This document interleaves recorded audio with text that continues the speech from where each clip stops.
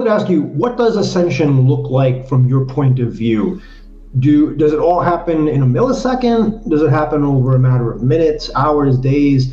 And what happens to Earth? Like, do we all just find ourselves on some different planet, or do we stay here on Earth? I can't conceptualize it. Mm-hmm. Yeah, we could say that ascension is a gradual unfoldment, but that's only on one hand, because on the other hand, as Ra says, as A Course in Miracles says, as every real spiritual modality has said through time, you are already that. You are already the creator. You are already perfect in your true nature.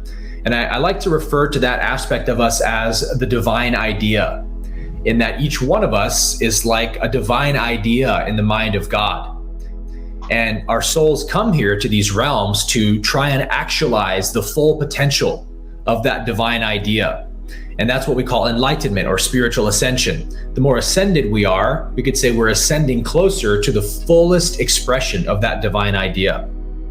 So you could say Jesus, Buddha, Krishna, we call these people avatars. These are examples of beings who either achieved or came extremely close to achieving full embodiment of their divine self in a human lifetime. So it's a gradual process in the sense of how we reach that unfoldment of our divine idea.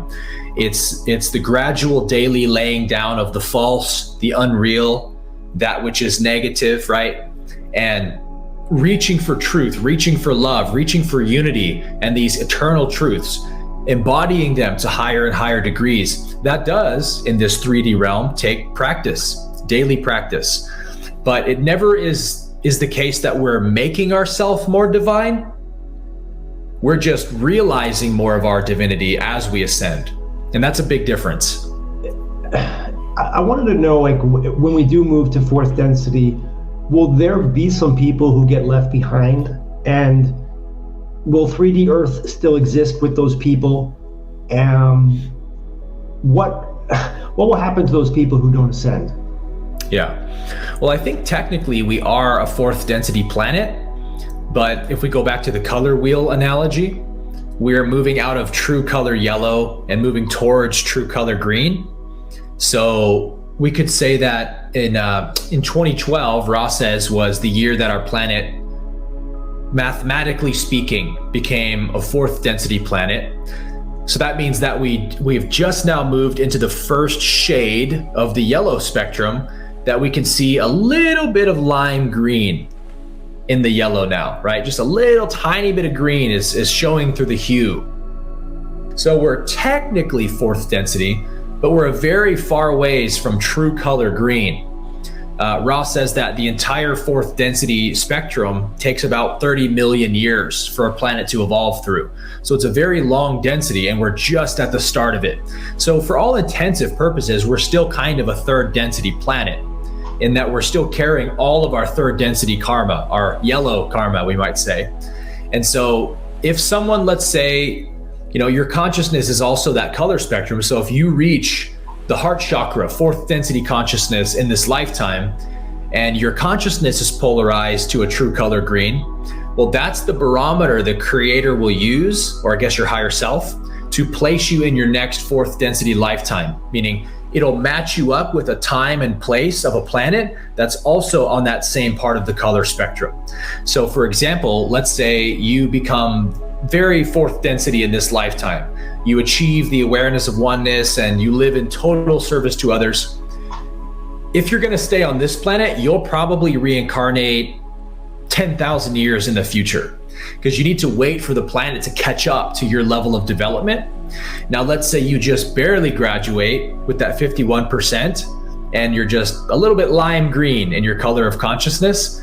You could incarnate, 50 years from now or something, reincarnate 50 years from now, because you need a planet that can give you the lessons your soul is trying to learn at that level of consciousness. So let's say you become true color green, it wouldn't make sense for you to reincarnate on this planet right away, unless you just wanted to be of service, because the lessons you're looking for are only available in that true color green of fourth density. You need to be traveling to other planets and helping other species in the universe achieve oneness and unity yourself It's a much higher catalyst than is available on our planet right now. So it's all about where do you match up in your spiritual evolution? That's the planet you're going to go to in your next lifetime.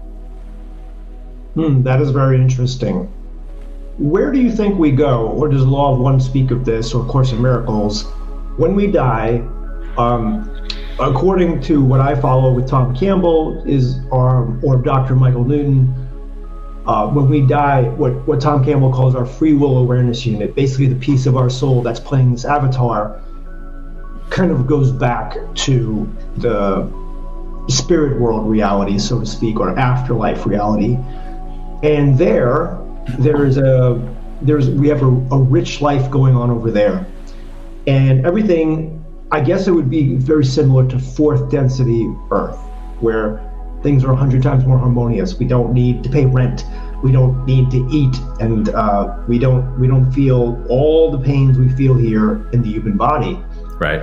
But we get bored of that, and we want to evolve our spirit. And the fast track to spiritual growth is to reincarnate into another body and go through more trials and tribulations and learning experiences. So isn't fourth density Earth very similar to the spirit world in that sense? So I guess I have a two-part question here. What happens to us when we die? Where do we go? And if fourth density Earth is actually 100 times more harmonious than Earth is now, what would be the benefit? Like when you're in fifth and sixth density, I mean, life must be so harmonious. Where's the lessons in living a life like that? Yeah, great question. So when we go back to the way that Ra calls it this is the space-time realm, and the other side where people go when they have a near-death experience, for example, that's the time-space realm. It's kind of a description of which one of those parameters is the prime operator. So on this realm, time is sort of the way we experience reality mostly. When we go to that side, it's space that we experience more so than time. So like people will say during an NDE, they'll say like, felt like I was there for a million years. And also it felt like the snapping of a finger. Time kind of doesn't hold sway on that realm, but people will be able to move through space and go to different locations instantly through thought, right? So space is how you experience that realm versus time. When you go to that realm, I like to call it the grand overview. And this is what a near-death experiencer will describe very well usually, that you see your life from this heavenly perspective where you have all the variables at the helm now, and you go, oh man, I didn't realize how selfish I was, and God, I should have been more helpful to the people in my life, and all this stuff is super obvious to you. But when you're in the space-time realm, incarnated, you have this tunnel vision where you're not, unless you really are trying to expand your awareness spiritually, you're not going to be focusing on those things. You're going to be focusing on how do I get my needs met right now, and who's in my way to get those needs met, and you're going to live more selfishly, right?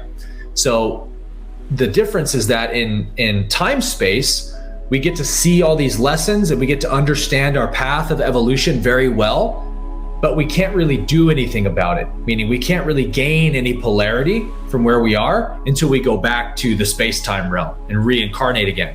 And that's where our parameters are now very limited. It's really hard to see that grand overview while we're here, but the benefit is we can polarize spiritually incredibly far by comparison. So there's a give and a take to both. There's an advantage and a challenge either way.